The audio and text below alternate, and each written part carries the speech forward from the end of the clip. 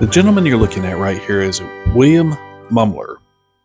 Mr. Mumler claimed to be able to take photographs of dead people, usually with a living relative or somebody close to them in the shot with them.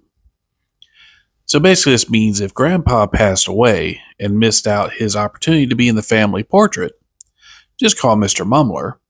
He would show up with his camera and get a picture of you, and Grandpa would be there in the background as if he had nothing better to do in the afterlife. I mean, if you ask me, it's kind of unfair. The only good thing about being dead is avoiding family portraits and family get-togethers and family dinners. Just family in general, I guess. His most famous portrait is a portrait of Mary Todd Lincoln with her very famous deceased husband, Abraham Lincoln, or as we know him, the tallest of the American presidents, in the background. The photo itself was taken in 1872. Now we see here Mary Todd Lincoln sitting down. It looks like Jonathan Winters. Behind her, there is a figure just barely visible that kind of looks like Abraham Lincoln. It is very faded.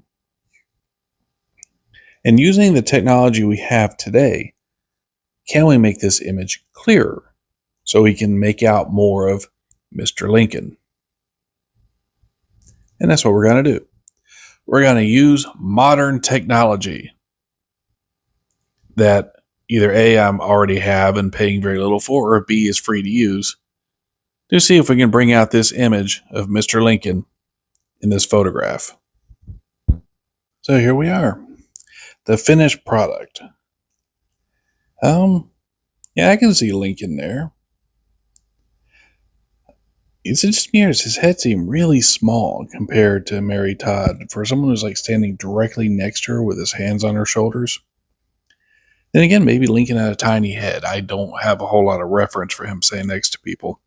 Could I look it up? Sure, but I'm also very lazy. It's not crystal clear. It's not going to be. Unfortunately, we only work with what's actually on the image. Can AI possibly fill in the blanks? Maybe. But then that's just AI making a face. You're not actually seeing what's on the image. But here we are. So let me know. Do you think this is real? That he is actually taking pictures of ghosts? Or, as I suspect it to be, a double image?